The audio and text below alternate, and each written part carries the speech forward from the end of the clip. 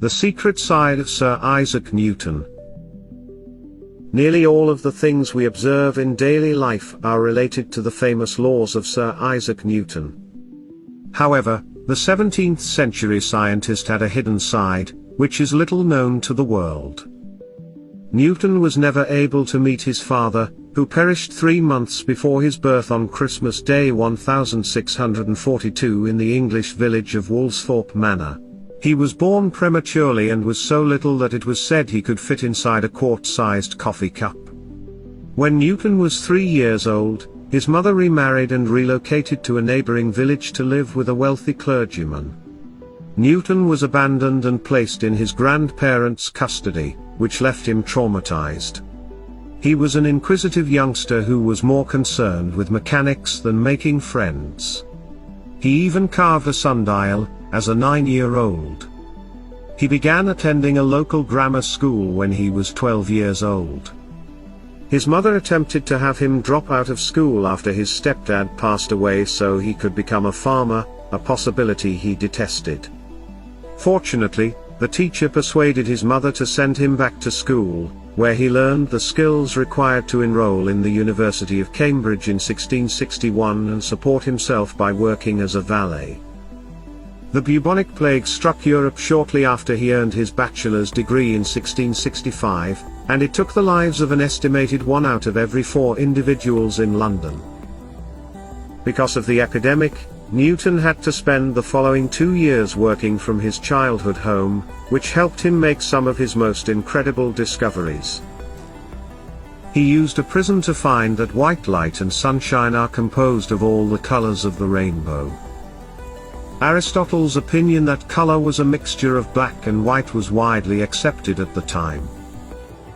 In order to demonstrate his idea, Newton constructed a reflecting telescope that relied on mirrors rather than lenses, producing a more precise image. That's a lot safer than when he once inserted a sewing needle into his eye socket to test whether changing the shape of his eyes would affect how he saw color. Additionally, there was the renowned apple tree outside the house. According to legend, Newton was seated beneath a tree when an apple struck him in the head, inspiring him to consider the concept of gravity. While there is no proof that the fruit truly landed on his head, he did pose the crucial question, could the same force extend all the way to the moon? His answer helped us grasp the cosmos. He reasoned that the same gravitational attraction that held the moon in orbit around Earth instead of letting it stray may also explain how our planets travel around the solar system.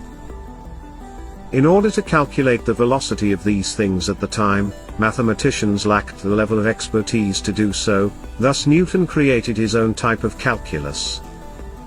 But the main question of dispute arose over who actually invented calculus. In 1684, German mathematician Gottfried Leibniz released his paper on calculus, while Newton said he had completed the same work 20 years earlier. The problem was that Newton was so secretive that he never made his efforts public since he couldn't endure the scrutiny of his work.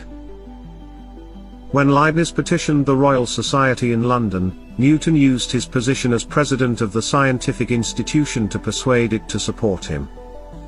According to the majority of historians, the two independently discovered calculus. After the epidemic had passed in 1667, he went back to the university to resume his study as a fellow.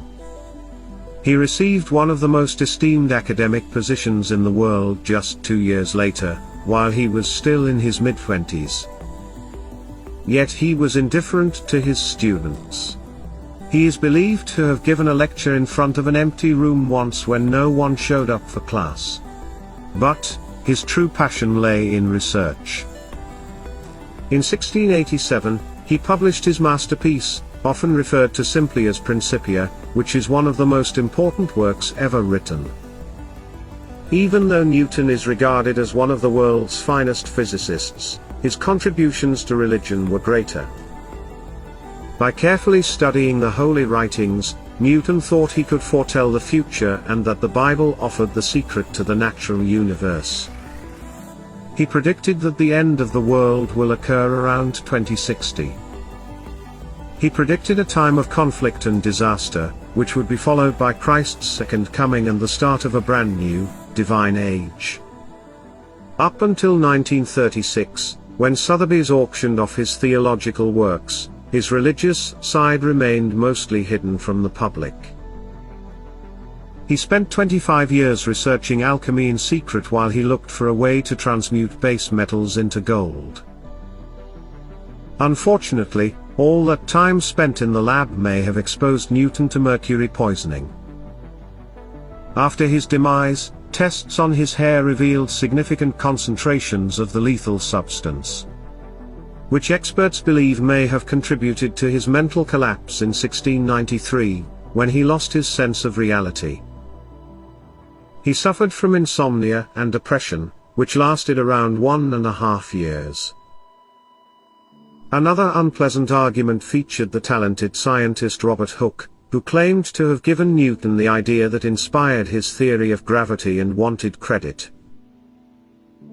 As a result, Newton is accused of misusing his position as president of the Royal Society by removing Hooke's only known picture. During a royal visit to Cambridge University in 1705, Queen Anne of England knighted him and gave him the title Sir Isaac Newton. On March 20, 1727, Newton passed away peacefully and was buried in Westminster Abbey. His timeless legacy continues to shape our current world.